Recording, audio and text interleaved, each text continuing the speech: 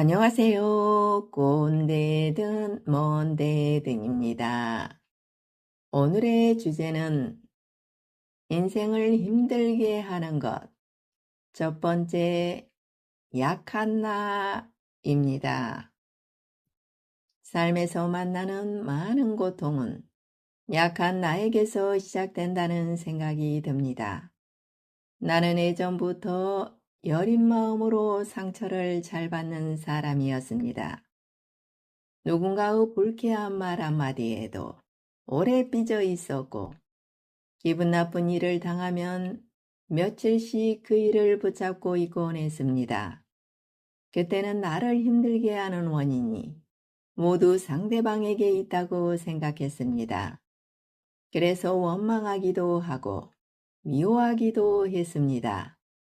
그런데 시간이 지나고 보니 내가 놓치고 있었던 것이 있었습니다. 바로 약한 나였습니다.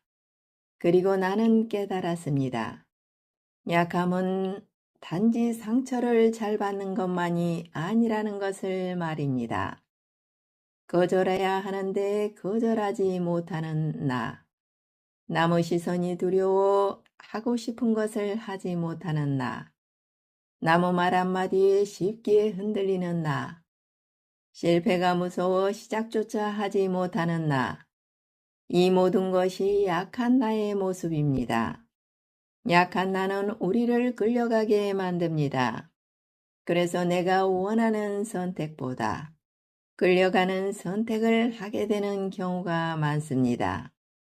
예를 들어 누군가 부탁을 했을 때 거절하고 싶지만 거절하지 못합니다.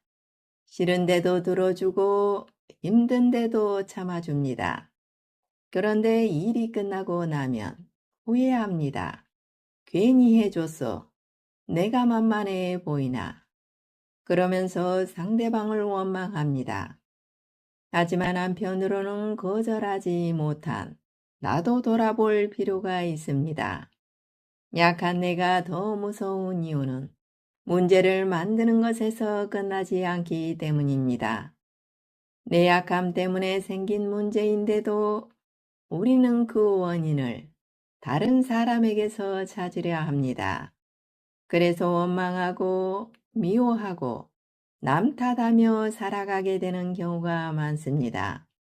남의 말에 흔들리는 것도 마찬가지입니다.